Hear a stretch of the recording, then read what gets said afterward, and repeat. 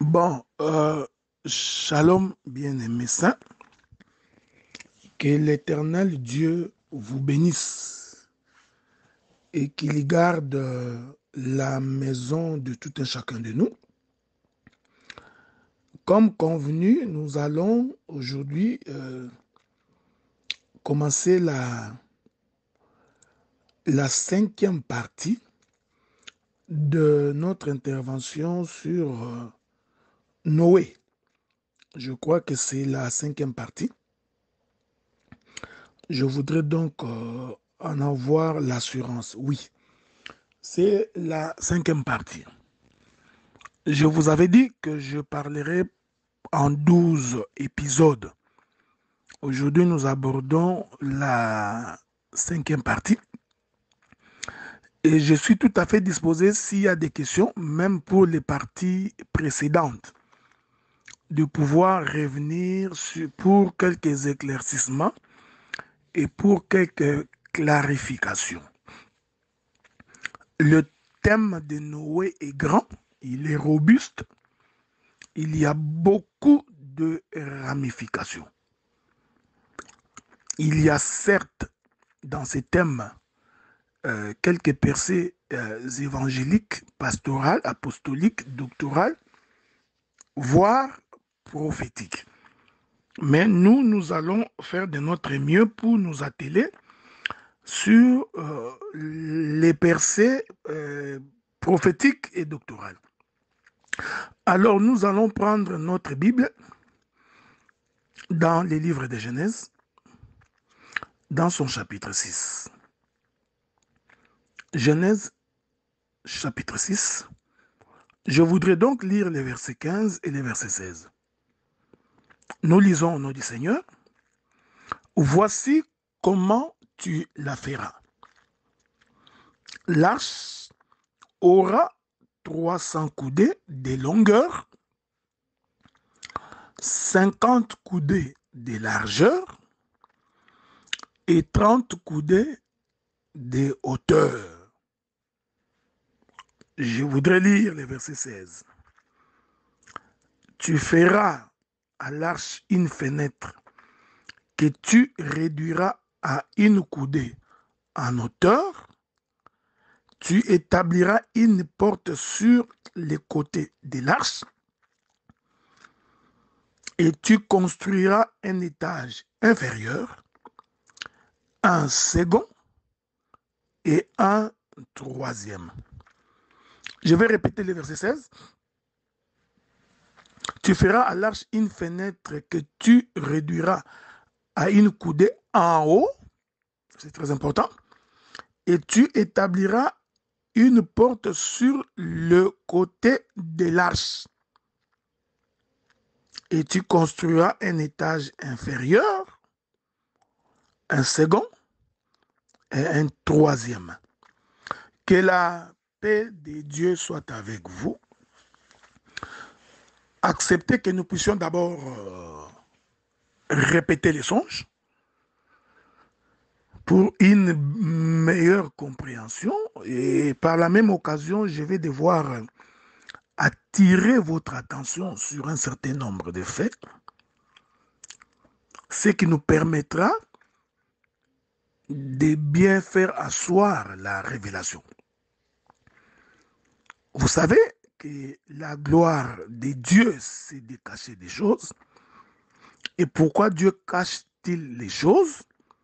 Pour qu'ils deviennent mystérieux, de telle sorte que lorsque vous allez chercher à comprendre cela, que Dieu puisse vous apporter la révélation. La Bible dit, mon peuple meurt par manque de connaissance. Et un peuple qui marche sans révélation, c'est comme un peuple qui marche sans frein. La révélation de l'Écriture nous éclaire. La révélation de l'Écriture nous illumine. C'est-à-dire que sans la révélation de l'Écriture, c'est comme j'ai toujours dit, l'on ne peut pas être ministre de la parole sans avoir la révélation. Ça n'existe pas. Voyez-vous? Même l'évangéliste est appelé à la révélation de l'Écriture. C'est pourquoi nous allons donc examiner clairement ces textes. Vous allez donc vous rendre compte que lorsque l'Éternel Dieu demande à Noé de construire l'arche, j'attire votre attention parce que je vais revenir là-bas. L'Éternel Dieu fait appel d'abord à 3 éléments. Je suis dans le verset 15 de Genèse chapitre 6. L'Éternel parle d'abord de 300 coudées de longueur, 50 coudées de largeur et 30 coudées de hauteur. Il est important que vous reteniez cela. Donc, il y a la longueur, la hauteur et la largeur. Ce sont les 3 dimensions de l'arche. Maintenant, le verset 16 vient nous dire, l'Éternel dit à Noé, lorsque tu construiras l'arche, tu feras l'arche qui sera de 3 niveaux. Il y a la partie inférieure, la partie intermédiaire et la partie supérieure. Tel va être l'objet de notre intervention de ce jour. Mais le Seigneur précise que tu feras en sorte qu'il y ait une fenêtre en haut et une porte en bas, mais à côté. Je voudrais ici préciser que la porte se trouvait donc à la partie inférieure de l'arche. Ceci est très important. Donc, quand vous observez l'arche, vous allez vous rendre compte que l'arche avait 2 orifices. Il y avait l'orifice de la partie inférieure qui servait de porte pour entrer, parce que c'est par là que tous les animaux sont entrés dans l'arche. C'est au travers de cette porte que Noé est entré dans l'arche. C'est au travers de cette porte que même les oiseaux sont entrés dans l'arche. Ensuite, il y a la fenêtre d'en haut qui était à la partie supérieure de l'arche. Et c'est là-bas que lorsque Noé voulut se rendre compte que les eaux avaient séché, c'est cette fenêtre-là qui va ouvrir pour envoyer les corbeaux en premier, et ensuite il va envoyer la colombe. Tous ces éléments, nous allons les analyser pendant notre séminaire. Mais je vais d'abord commencer par expliquer la porte d'en bas. Voyez-vous, la porte par laquelle tout le monde doit entrer. C'est-à-dire que tu sois les contemporains de Noé, que tu sois les animaux ou les oiseaux, donc tout le monde devrait rentrer par cette porte-là. Il ne faut pas oublier tout ce que nous nous sommes dit dans les 4 précédentes interventions. Donc, ici, nous comprenons que la porte de l'arche était en bas. OK? C'est-à-dire que pour entrer dans l'arche, il faut passer par la porte, mais la porte est dans la partie inférieure. Or, la partie inférieure de l'arche, c'est la partie qui touche le sol. C'est-à-dire, c'est la partie qui touche la terre. Que la paix de Dieu soit avec vous. Donc, l'arche a une porte par laquelle il faut entrer. Et cette partie-là n'est ne se trouve pas dans la partie intermédiaire, elle ne se trouve pas dans la partie supérieure, mais elle est dans la partie inférieure. En d'autres termes, ok? La partie inférieure, c'est la partie qui est en contact avec la terre. Que la paix de Dieu soit avec vous. Je vous avais dit au cours de ma précédente intervention que l'arche, c'est tout un homme. L'arche, c'est le fils de Noé. Hein? Vous vous souvenez, non? Donc, l'arche étant le fils de Noé, ce fils de Noé qui est l'arche est composé de trois parties. L'inférieure, l'intermédiaire et la supérieure, mais c'est la partie inférieure, c'est-à-dire la partie d'en bas qui est en contact avec la terre. Que Dieu vous bénisse. Nous continuons notre marche de sanctification. Je continue cette marche de sanctification. Donc, ainsi c'est plus facile de comprendre que la partie inférieure de l'arche est en réalité la porte de l'arche. Parce que c'est là-bas qu'il faut entrer. Je voudrais prendre une écriture. Hein? Je voudrais prendre une écriture pour bien me faire asseoir. Je vais prendre le livre de Genèse dans son chapitre 49. Prenons le livre de Genèse chapitre 49. Nous lirons la prophétie sur Judas. Je prends le verset 8. Il est écrit, Genèse 49, verset 8, « Judas, tu recevras les hommages de tes frères. Ta main sera sur la nuque de tes ennemis, et les fils de ton père se prosterneront devant toi. Judas est un jeune lion. Tu reviens du carnage, mon fils. Il ploie les genoux. Il se couche comme un lion, comme une lionne qui le fera lever. » Maintenant, regardez le verset 10. « Le sceptre ne s'éloignera point de Judas, ni les bâtons souverains d'entre ses pieds. » Que la paix de Dieu soit avec vous. « Ni les bâtons souverains d'entre ses pieds, jusqu'à ce que vienne le Shiloh et que le peuple lui obéisse. » Je reprends la deuxième partie de ces versets. Ni les bâtons de souverain. Quand on dit bâton souverain, d'autres versions disent le bâton de commandement. Ok? Parce que le bâton du souverain, c'est le bâton du roi. Or, le roi a toujours son bâton pour diriger le peuple. Souvenez-vous d'Esther, lorsqu'il s'avance vers le roi Assuérus. Donc, pour que le roi puisse l'accueillir dans sa présence, le roi a dû tendre son sceptre souverain. Il a dû tendre son bâton de commandement. Parce qu'il faut comprendre que quand le roi est en train de tendre son bâton,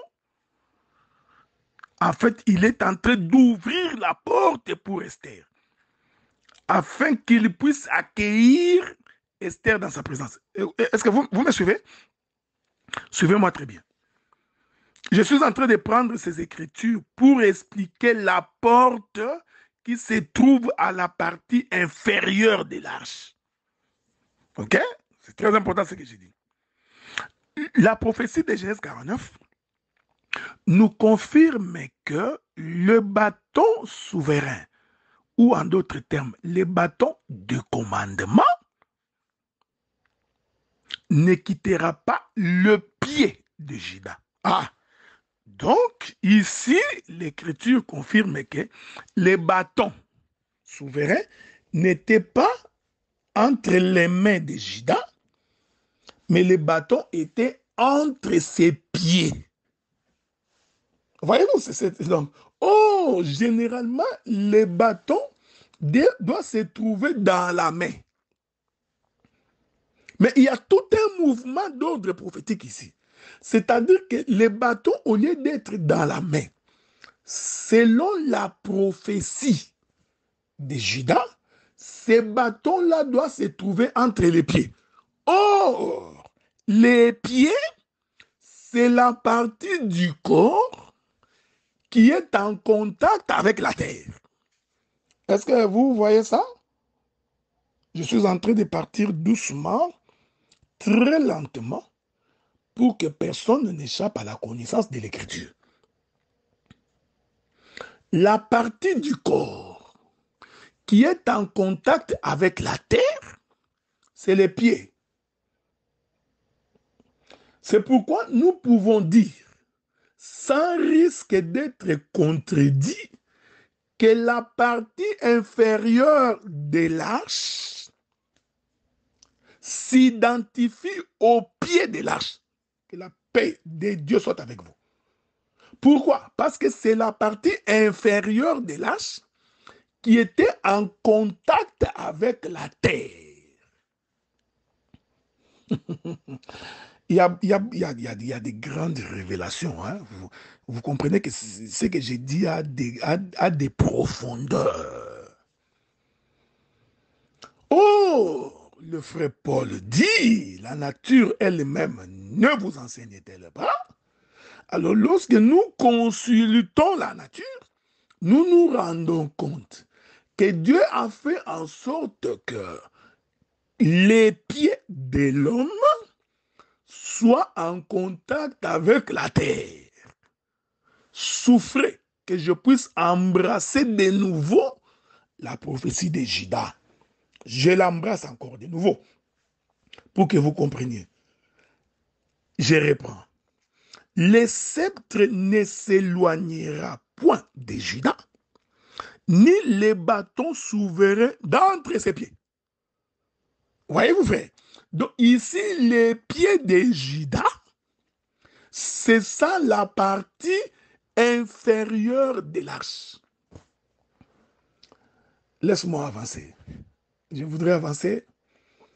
J'avancerai encore davantage parce que nous faisons de notre mieux pour que chacun de vous puisse saisir ce que je voudrais dire. Ok? Donc, pendant que je parle, je vous amène en même temps à comprendre le pourquoi de la partie inférieure de l'arche. Parce que c'est là-bas que les animaux entrent. C'est là-bas que les oiseaux entrent. C'est dans la partie inférieure que les humains aussi entrent. Ok? Que Dieu vous bénisse. Donc, l'Écriture dit, les bâtons souverains ne quittera pas les pieds de Judas. Or, les bâtons, généralement, se tiennent par la main.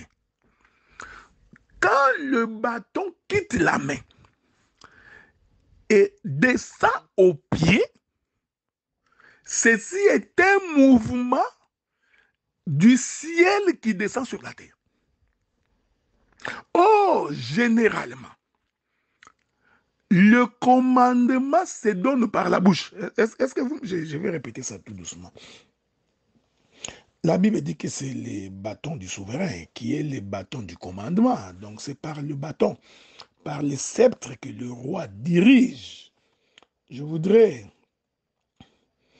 vous trouver une écriture là-dessus, hein, pour que la compréhension soit beaucoup plus claire. Pour beaucoup d'entre nous, nous allons lire une écriture. Souffrir, hein? J'ai toujours dit qu'il faut accepter de souffrir pour une bonne cause. C'est très important pour la vie. Très important pour la vie. Je suis dans les livres d'Esther. Nous allons lire ceci. Je commence. Esther chapitre 4. Je vais d'abord lire le verset 11. Tous les serviteurs du roi et le peuple des provinces du roi savent qu'il existe une loi portant peine de mort contre quiconque, homme ou femme, entre chez les rois dans la cour intérieure Suivez-moi attentivement parce que la cour intérieure, c'est la partie inférieure de l'arche. Que Dieu vous bénisse. Laissez-moi d'abord connaître l'écriture. Donc, euh, que quiconque, hein, qu'il existe une loi portant peine de mort contre quiconque homme ou femme entre chez les rois dans la cour intérieure sans avoir été appelé, celui-là seul a la vie sauve, à qui le roi tend les sceptres d'or, et moi je n'ai point été appelé auprès du roi depuis 30 jours. Je saute. Je prends Esther chapitre 5, le verset 2. Lorsque le roi vit la reine Esther debout dans la cour intérieure, ok? Elle trouva grâce à ses yeux, le roi tendit à Esther les sceptres d'or qu'il tenait à la main, et Esther s'approcha et toucha les bouts du sceptre. Je vais ajouter je vais ajouter une autre écriture. Ok, laissez-moi vous ajouter une autre écriture. Psaume 110, verset 2. L'Éternel étendra des sillons le sceptre de ta puissance, domine au milieu de tes ennemis. Que la paix de Dieu soit avec vous. Nous continuons. Nous continuons notre marche de sanctification. Je voudrais ajouter une autre écriture. Ok? Je vais ajouter une autre écriture. Il est écrit ceci. Psaume 23, verset 4. Psaume 23, verset 4. Quand je marche dans la vallée de l'ombre de la mort, je ne crains aucun mal, car tu es avec moi. Ta houlette et ton bâton me rassurent. Ok? Il faut tout simplement comprendre que lorsque nous parlons du bâton, nous sommes en train de parler du sceptre du roi. Ok? Je vais ajouter une autre écriture pour que nous puissions bien nous faire saisir encore davantage. J'ai ajouté une autre écriture juste pour nourrir votre esprit. Je prends Ésaïe chapitre 10. Ésaïe chapitre 10, verset 24. Cependant, ainsi parle le Seigneur, l'Éternel des armées. Ô mon peuple qui habite en Sion, ne crains pas l'Assyrien. Il te frappe de la verge. Il lève son bâton sur toi comme faisaient les Égyptiens. J'ai ajouté ces quelques écritures pour expliquer que lorsqu'on parle du sceptre ou du bâton, du commandement, parce que c'est à travers le bâton que le roi dirige, parce que le bâton sert à diriger. C'est comme ça que David a dit, même lorsque je marcherai dans la vallée de l'ombre de la mort, je ne craindrai rien parce que ton bâton me rassure. Or, vous savez, selon le livre des Hébreux, ce qui donne l'assurance à l'homme, c'est la foi. La foi est donc une ferme assurance des choses qu'on espère. Donc, sans la foi, personne ne peut lui être agréable. Or, il est écrit dans la Bible que la foi vient de ce que l'on entend. Ce que l'on entend venant de la parole de Christ. Que la paix de Dieu soit avec vous. Donc, nous comprenons que cette assurance du bois, est-ce que vous voyez? Cette assurance du bois, en réalité, c'est la parole.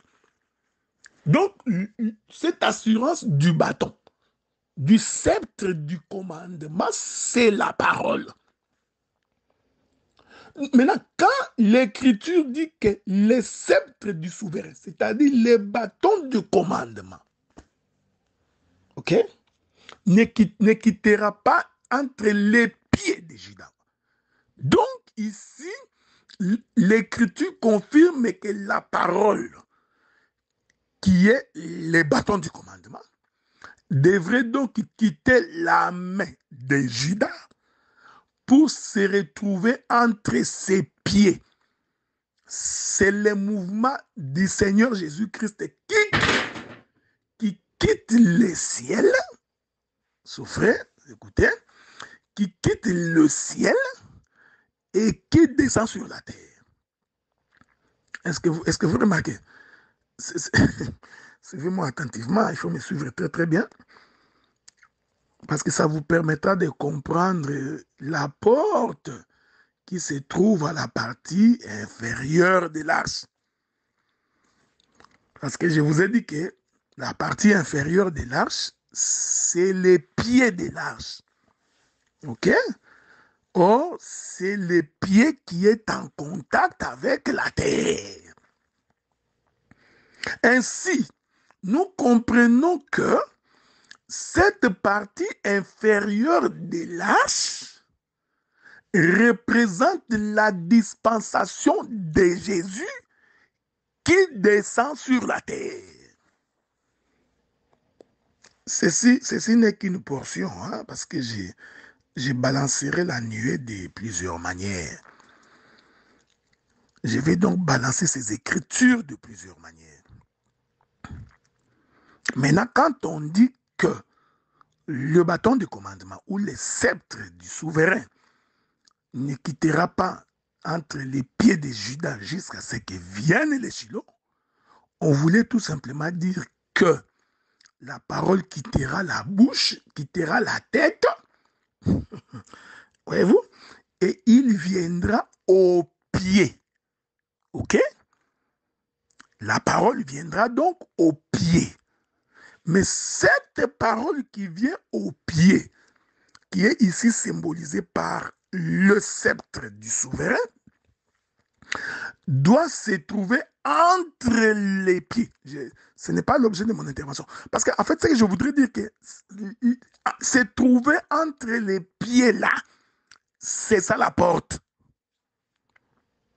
Pourquoi? Parce qu'il y a une écriture qui dit, je voudrais que nous lisions cette écriture-là. Lisons l'écriture, parce que si nous parlons comme ça de foi, vous risquerez de ne pas bien nous comprendre. Je voudrais prendre une écriture pour confirmer ce que je voudrais dire maintenant là. La Bible dit ceci. Je crois que je suis dans Matthieu chapitre 7, verset 13. Écoutez ce que la Bible dit. Entrez par la porte étroite, car large est la porte spacieuse et le chemin qui mène à la perdition. Il y en a beaucoup qui rentrent par là. Verset 14. Mais étroite est la porte, resserrez le chemin qui mène à la vie. Il y en a peu qui les trouvent. Je voudrais ajouter une autre écriture. OK? Je vais donc courir très vite pour aller toucher le prophète Jean. Je vais toucher le prophète Jean parce qu'il lui donne beaucoup des éléments qui peuvent nous amener à comprendre. Jean chapitre 10, premier verset. Jean chapitre 10, premier verset. En vérité, je vous l'ai dit. Celui qui n'entre pas par la porte dans la bergerie et qui monte par ailleurs est un voleur et un brigand. Mais celui qui entre par la porte est le berger des brebis. Jean chapitre 10, verset 7. Lisons. Jésus leur dit encore, en vérité, je vous l'ai dit. Je suis la porte des brebis. Que Dieu vous bénisse. Souffrez. Je vais ajouter le verset 9 du chapitre 10. Le Seigneur dit, je suis la porte. Si quelqu'un entre par moi, il sera sauvé. Il entrera et sortira. il trouvera des pâturages. Que la paix de Dieu soit avec vous.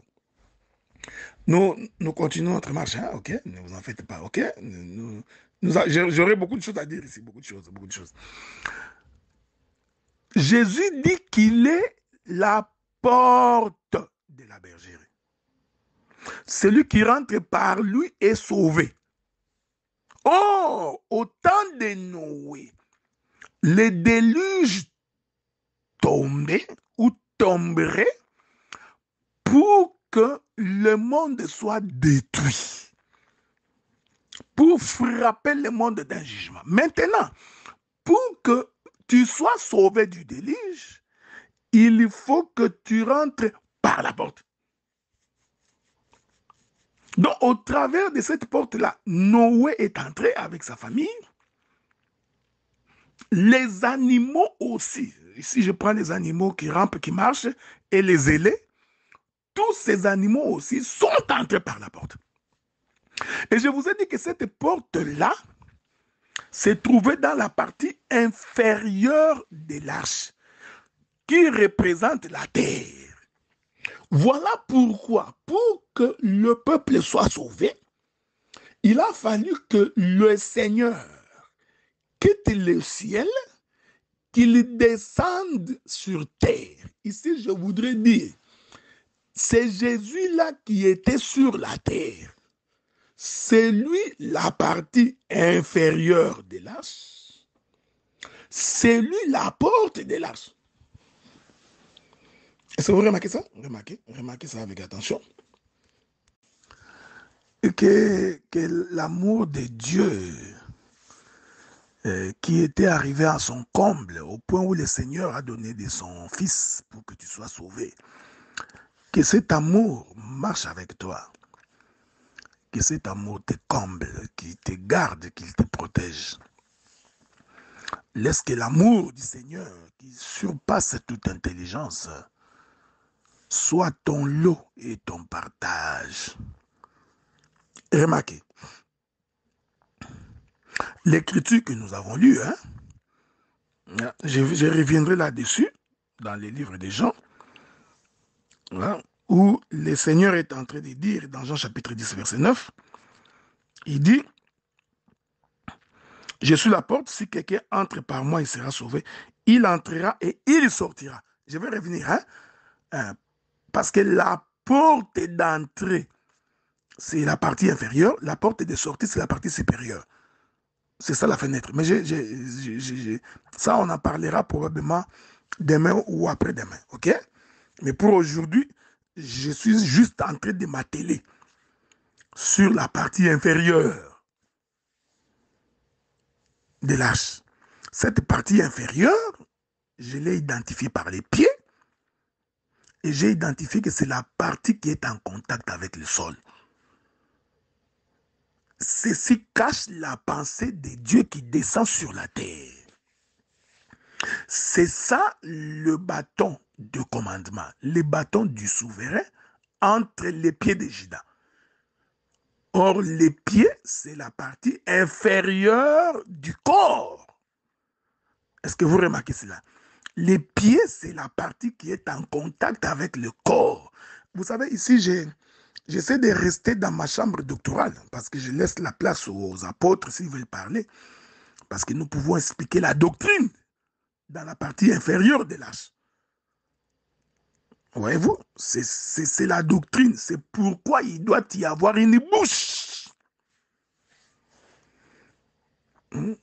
C'est pourquoi quand le Seigneur veut parler, il doit descendre sur la terre. Or, quand il descend sur la terre, quand il est en train d'annoncer l'évangile, c'est ça la porte de l'arche. C'est pourquoi le Seigneur dira, personne ne peut aller auprès du Père s'il ne passe par moi. Voyez-vous? Donc, je suis la porte qui mène vers le Père. Cette porte-là, pour nous permettre, nous qui sommes humains, parce que nous sommes terriens, ok? Nous sommes sur la terre. Pour nous permettre, nous qui sommes sur la terre, d'entrer, il faut que la porte descende parce que nous sommes sur la terre. Avez-vous remarqué? Je voudrais vous faire remarquer beaucoup de choses. Vous savez que les oiseaux volent. Hein?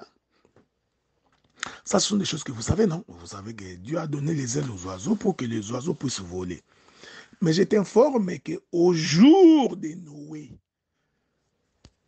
même les oiseaux, pour entrer dans l'arche, ils étaient obligés de descendre en bas. J'aime ça, j'aime ces choses.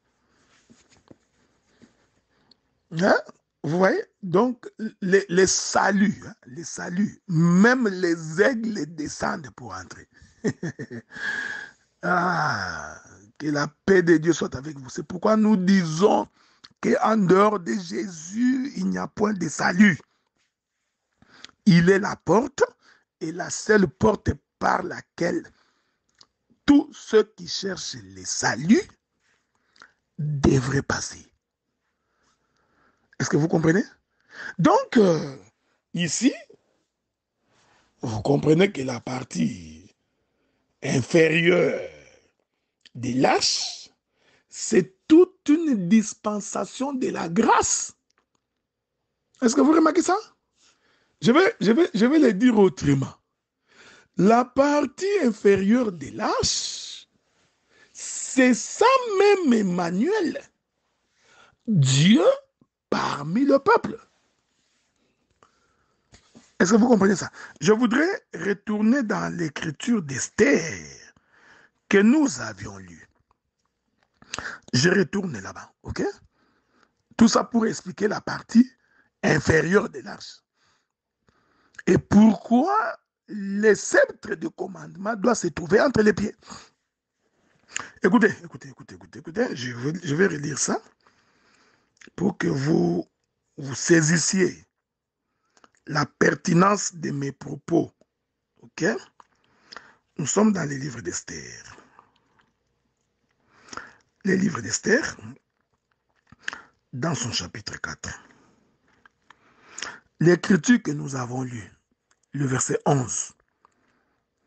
Je vais relire ça pour vous. Tous les serviteurs du roi et le peuple du province du roi savent qu'il existe une loi portant peine de mort contre quiconque ou femme entre chez les rois dans la cour intérieure sans avoir été appelé. Celui-là seul a la vie sauve, à qui le roi tend le sceptre d'or. Écoutez ce que Esther est en train de dire. Esther dit, pour que tu rentres dans la cour intérieure du roi, il faut que le roi t'appelle. Et Esther explique que cet appel-là se concrétise par le sceptre tendu, par les bâtons tendus. Il est merveilleux. C'est pourquoi il y a une écriture qui dit ta main n'est pas courte pour sauver. Faites attention. Parce que quand l'écriture dit que la main de Dieu n'est pas courte pour sauver, cela veut dire en d'autres termes que la main de Dieu est étendue. Ce mouvement-là de la main de Dieu étendue, c'est les pieds de l'arche. C'est la partie inférieure de l'arche. Bon, attendez. Essayons d'aller tout doucement. Maintenant, je rentre chez Esther. Le palais royal était composé par la cour intérieure. Cette cour intérieure-là, en réalité, c'est la partie extérieure de la maison du roi. Hein? Il ne faut pas quand tu entends, parce que toi tu penses que c'est les Français. Quand tu entends cour intérieure, tu penses que c'est à l'intérieur de la maison. Non. La cour intérieure, c'est la partie extérieure de la maison. OK? Ensuite, dans la maison, nous avons la salle à manger du roi. Et ensuite, nous avons sa chambre. OK? Parce que quoi qu'il arrive, le roi ne peut pas dormir dans 5-6 chambres. Hein? Donc, il ne peut dormir que dans une chambre. Donc, quand on observe la cour du roi ou le palais royal, vous allez remarquer que cette cour royale est composée de 3 parties. Elle est composée de la partie extérieure, représentée par la cour intérieure du palais royal, selon le livre d'Esther chapitre 4. Nous avons la partie intérieure, c'est-à-dire c'est la partie où le roi organise ses festins, il reçoit ses gens. Hein? Ça, vous le savez, non? Quand le roi Assuris a organisé un festin, ok, il avait organisé cela à l'intérieur de son palais, dans l'endroit où on reçoit tous les visiteurs, là où on mange. Ensuite, nous avons la chambre du roi. Donc, cette cour du roi est subdivisée en 3 parties. Je vais revenir, hein? Parce que l'arche est aussi composée de 3 parties. Maintenant, nous avons la partie inférieure, la partie intermédiaire et la partie supérieure. Que la paix de Dieu soit avec vous. Je reviendrai, ne vous en faites pas. Je reviendrai pour expliquer la longueur de l'arche, la largeur de l'arche et la hauteur de l'arche. Parce que ces 3 éléments, faites attention, bien-aimés saints, ces 3 éléments représentent aussi les 3 niveaux de l'arche.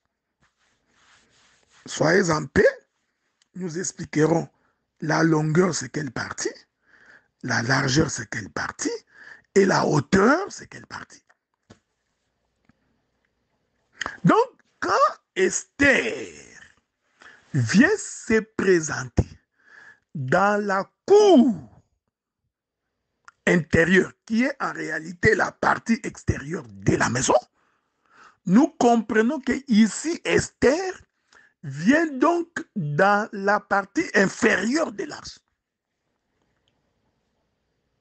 Or, la partie inférieure de l'arche, nous l'avions identifiée comme étant les pieds.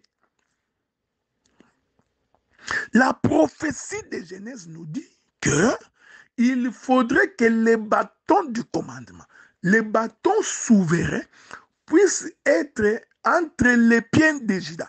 Voilà pourquoi, bien-aimés saints, lorsque Esther arrive à la partie intérieure, Esther ne peut pas entrer auprès du roi s'il ne trouve pas la porte. Ici, nous comprenons que les sceptres d'or tendus, c'est là la porte. Pourquoi? Parce qu'Esther avait dit, tu ne peux pas venir si tu n'es pas appelé. Mais, écoutez, que la paix de Dieu soit avec vous. Or, quand Dieu appelle comme ça, Dieu nous appelle au travers de sa parole. Est-ce que vous comprenez ça?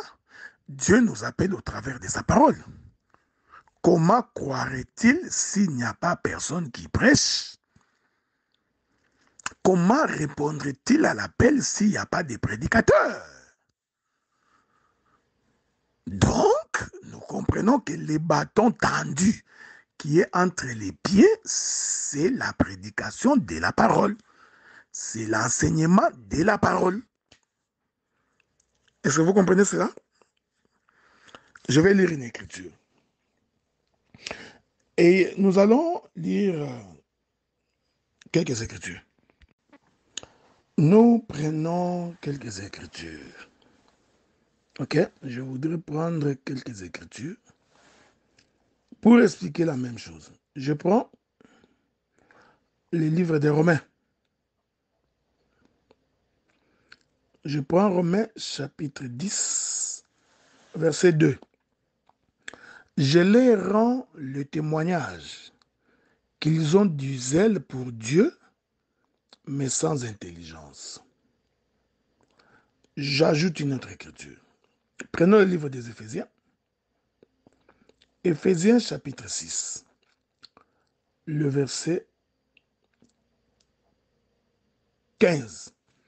Mettez pour chaussures à vos pieds les ailes que donne l'évangile de paix. Je répète ça. mettez pour chaussures à vos pieds. Donc, j'aime ça. Donc, les pieds ont une chaussure, ok? Ce n'est pas moi, c'est Paul qui dit. Les pieds ont une chaussure. Maintenant, écoutez, c'est que le frère Paul dit, mettez pour chaussures à vos pieds les ailes que donne l'évangile de paix. Donc, les chaussures des pieds, c'est l'évangile de paix. Est-ce que vous remarquez? Or, l'évangile de paix, c'est la prédication de la mort et de la résurrection de Jésus. Et ici, Paul dit que cet évangile-là semble être, pas semble être, est en réalité les chaussures du pied. C'est-à-dire, quand on regarde les pieds, on doit voir l'évangile de paix.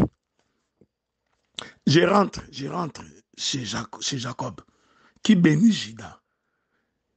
Les bâtons souverains ne quittera pas entre les pieds de Judas. Nous comprenons que les bâtons d'épée, pardon, que les bâtons souverains, c'est l'évangile de paix. Ok? C'est pourquoi le Seigneur avait dit à ses disciples que ne sortez pas encore de Jérusalem. Et ça, c'est un élément que je vais ajouter à votre connaissance. Attendez jusqu'à ce que le consolateur viendra. Ici, nous voulons dire, il dit, quand le consolateur viendra, alors maintenant, vous pouvez marcher. Écoutez-moi bien. Écoutez-moi bien, parce que je suis en train de donner une coloration à un verset que beaucoup ont déjà interprété de plusieurs manières. Mais nous donnons une nouvelle coloration à ces versets-là. Parce que le Saint-Esprit est une chaussure. Le Saint-Esprit, c'est lui les bâtons souverains entre les pieds. Écoutez ce que Jésus dit. Il dit ceci aux disciples, aux apôtres. Il dit, ne sortez pas encore de Jérusalem. Pourquoi les a-t-il dit ça? Parce qu'ils n'avaient pas de chaussures aux pieds. Parce que personne ne peut voyager s'il n'a pas les chaussures aux pieds. Est-ce que vous remarquez? Il dit, ne sortez pas encore de Jérusalem, attendez. Lorsque le Saint-Esprit viendra, alors vous serez mes témoins, en commençant par Jérusalem, ensuite en Galilée, Samarie, jusqu'aux extrémités de la terre. Donc, les seigneurs, j'aime comme ça quand j'ai la révélation comme ça. Donc, les seigneurs voulaient dire aux apôtres qu'en réalité, vous n'avez pas de chaussures. Voilà pourquoi vous ne pouvez pas vous déplacer. Pour vous déplacer, attendez jusqu'à ce que vous serez chaussés.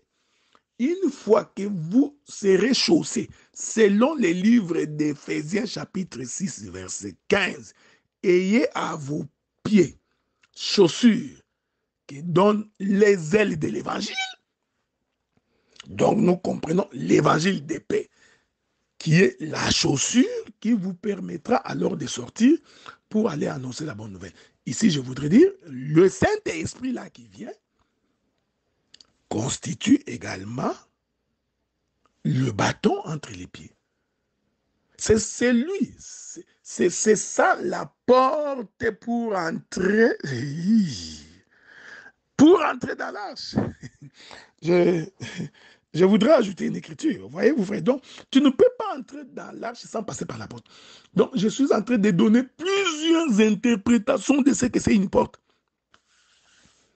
Ok? Je vais ajouter. Donc, tu ne peux pas entrer dans l'arche sans passer par la porte. Donc, la porte, est la voie obligée pour être sauvé. Or, l'Écriture dit, pour être sauvé, nous avons reçu les gages de notre salut, qui est quoi? Qui est le Saint-Esprit. Bon, lisons ça. Nous allons lire ça pour éviter que que tu ne fasses une crise cardiaque, lisons. Lisons ce que disent les Écritures. Je suis en train de chercher cette écriture-là pour vous, ok? Soyez en paix. Je la trouverai. C'est le frère Paul hein, qui confirme cela. Qui confirme cela. Donc, je suis toujours en train d'expliquer la porte à la partie inférieure de l'arche. Frère Paul dit ceci. Souffrez, hein, donc j'ai pris le Seigneur que je trouve véritablement cette écriture-là. Ça va nous permettre de pouvoir avancer dans la paix. Ok? Sinon, je reviens. Voilà. Je prends Éphésiens chapitre 1er. Éphésiens chapitre 1er. Je vais lire. Je vais donc commencer par le verset 11. En lui, nous sommes devenus héritiers ayant été prédestinés suivant la résolution de celui qui opère toutes choses d'après les conseils de sa volonté, afin que nous servions à la louange de sa gloire. Nous, qui d'avance avons espéré en Christ. En lui, vous aussi, après avoir entendu la parole de la vérité, l'évangile de votre salut, en lui, vous avez cru. Vous avez été scellés du Saint-Esprit qui avait été promis, lequel est un gage de notre héritage pour la rédemption de ce que Dieu s'est acquis à la louange de sa gloire. Avez-vous remarqué? Donc, le Saint-Esprit, c'est un gage, c'est le sceau du salut. Oh, au temps de Noé, pour être sauvé, il faut entrer par la porte. Je vous ai expliqué que la porte se trouve au pied. La porte, c'est la parole. La porte, c'est le Saint-Esprit. Que Dieu vous bénisse. Hein?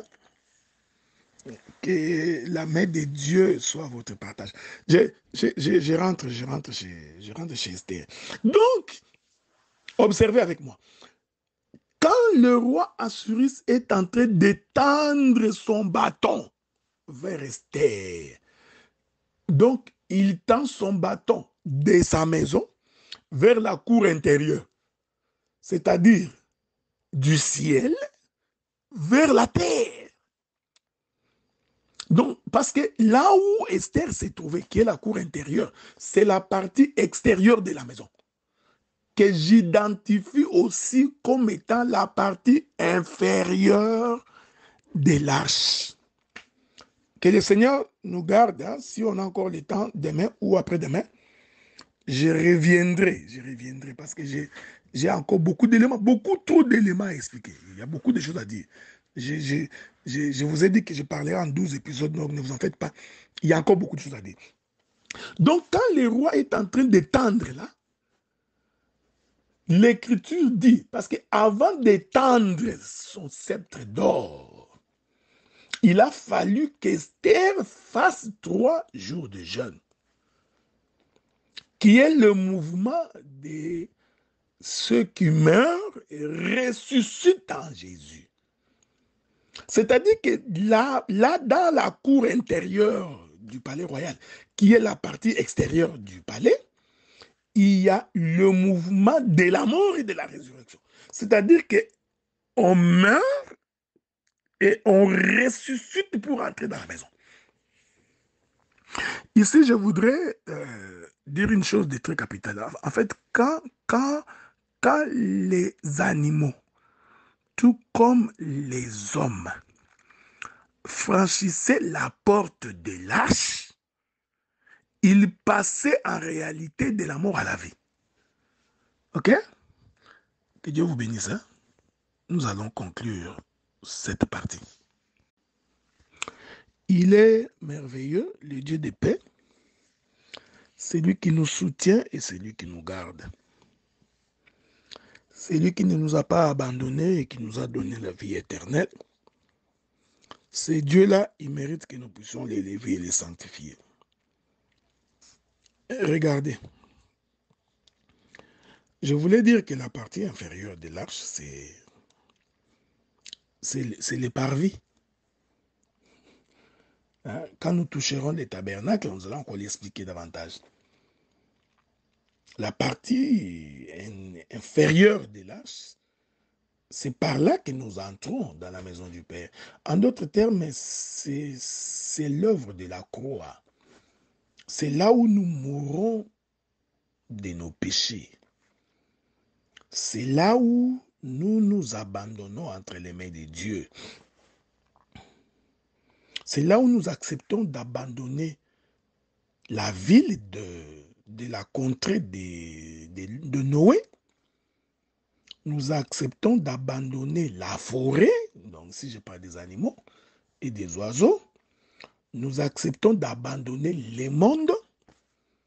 Nous nous approchons donc de la partie inférieure de l'arche, parce que c'est la seule partie qui est en contact avec la terre.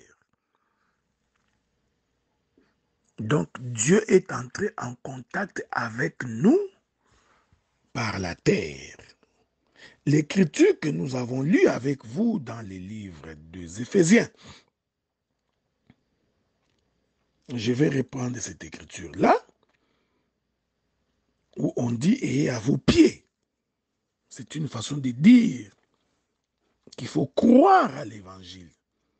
Je voudrais ajouter notre écriture, si le Seigneur le permet, pour nourrir également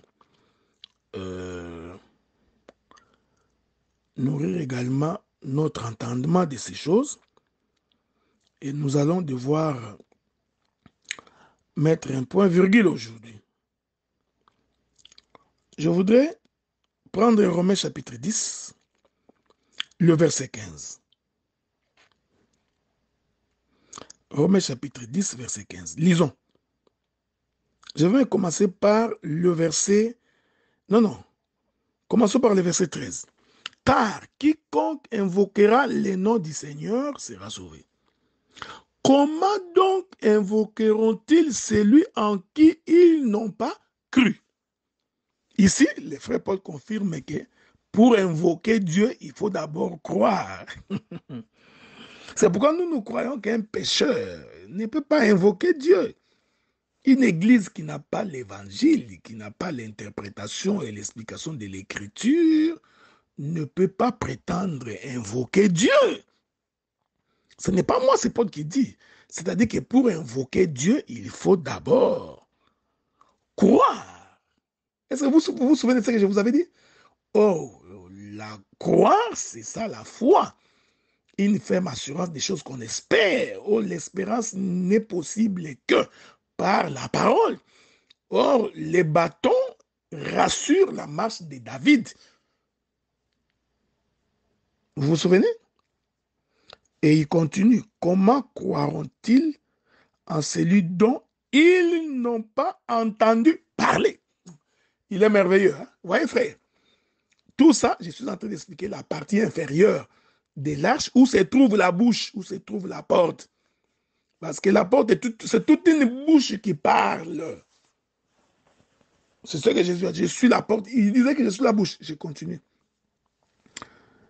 Et comment en entendront-ils parler s'il n'y a personne qui prêche? Il est merveilleux. Maintenant, écoutez, je continue. Ne vous en faites pas, je n'ai pas fini. Et comment y aura-t-il des prédicateurs s'ils ne sont pas envoyés?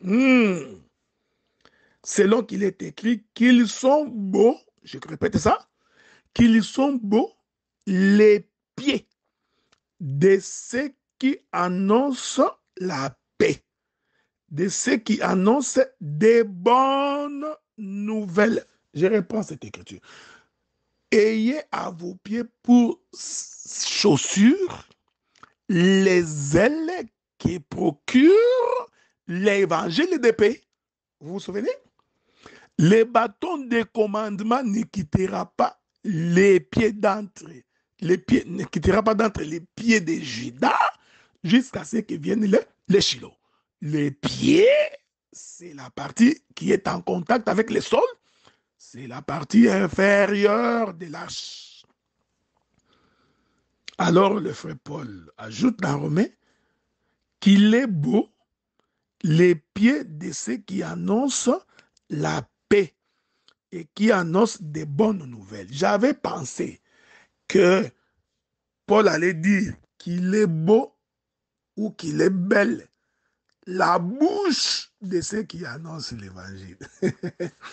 Puisque l'évangile est annoncé par la bouche, non? Ça, vous savez. Vous savez, non? Quand nous prêchons, n'est-ce pas que nous prêchons par la bouche? Donc, pourquoi ne pas dire que ma bouche est belle?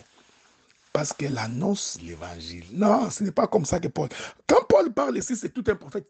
Paul est en train de voir la partie intérieure de l'arche où se trouvait la porte. Personne ne peut entrer dans l'arche s'il ne passe par moi. Donc, la porte ici, c'est tout un parler. Mais cette porte est dans les pieds. Voilà pourquoi Paul dit qu'il est beau. J'aime cette écriture. Les pieds de ceux qui annoncent la paix. Ah, donc la paix est annoncée par les pieds. Est-ce que vous comprenez cela? Que la paix de Dieu soit avec vous. Je vais conclure. Vous savez, un jour, la Bible dit ceci, que Jésus était quelque part. Pendant que Jésus était quelque part, une femme va se présenter devant Jésus. Nous allons lire cette écriture-là. Je suis dans Luc chapitre 7, le verset 37. Je vais me commencer par le verset 36. Un pharisien pria Jésus de manger avec lui. Jésus entra dans la maison du pharisien et s'est mis à table. Ouf, qu'il y a des choses merveilleuses à dire ici. Je crois que c'est là que je vais revenir la fois prochaine. Ah, Jésus entre d'abord dans la maison d'un pharisien qui est un juif. C'est toute une dispensation. Il s'est mis à table avec les pharisiens. Nous comprenons que c'est la loi de Moïse. Ouais, donc, ce qu'il mangeait sur la table, là, c'était les 10 commandements. Bon, je suis de passage, je reviendrai. Jésus entra dans la maison du pharisien et s'est mis à table. Il est venu chez les siens. Il est venu chez les siens. Hein, vous voyez ça? Et voici une femme pécheresse qui s'est trouvée dans la ville et ayant su qu'il était à table dans la maison du pharisien, apportant un vase d'albâtre plein de parfum. Il s'éteint derrière, au pied de Jésus. Que Dieu vous bénisse. Cette femme vient. Vous savez, il y a des mystères à expliquer ici. Hein? La femme vient, elle s'éteint d'abord par derrière. Quand nous disons par derrière, nous avons l'explication. Ce n'est pas fini. Quand il finit de se tenir par derrière, on précise que c'était où? Au pied de Jésus. Qu'est-ce que cette femme avait vu au pied? Il avait vu le sceptre du souverain. Le bâton, il avait vu la porte. Écoutez, elle pleurait. Elle pleurait. Donc, elle pleurait où? Au pied de Jésus. Bien-aimés frères, il faut pleurer hein, au parvis. Ah, il est bon, le Seigneur de gloire. Elle pleurait. Je vous dis qu'il y a beaucoup de choses. Je suis juste en train de passer, ok? Mais je reviendrai dans un autre enseignement plus tard. Bientôt, elle lui mouilla les pieds de ses larmes, puis les essuya avec ses cheveux, les baisa éloignés du parfum. Écoutez, les pharisiens qu'il avait invités, voyant cela, dit en lui-même, si cet homme était prophète, il connaîtrait de qui est de quelle espèce est la femme qui les touche. il connaîtrait que c'est une pécheresse. Mais c'est tout à fait normal. Parce que la femme avait compris que pour entrer dans la maison, il faut aller au pied. Pourquoi? Parce que c'est la partie inférieure de l'arche. Et c'est là-bas où se trouve la porte. Et pour y entrer, il faut renoncer à la vie du péché. Bien-aimés frères et sœurs, ça a été un privilège, une grâce que de vous parler en ce jour. Nous continuerons notre marche, qu'il plaise au Seigneur, le lundi. Nous continuerons notre marche parce que je n'ai pas encore fini. Donc aujourd'hui, je n'ai expliqué que la partie inférieure avec sa porte. Okay? Et là encore, je n'ai pas fini parce que j'ai d'autres éléments à ajouter. Parce qu'il faudrait venir expliquer la partie intermédiaire. Ensuite, venir expliquer la partie supérieure. Et lorsque nous expliquerons la partie supérieure, nous expliquerons la fenêtre qui a été placée là-bas. Donc, vous comprenez que je ne pourrai pas finir maintenant. Ok, bon. Rendez-vous à la 6e partie ou au 6e épisode. Que Dieu de paix vous garantisse la vie éternelle.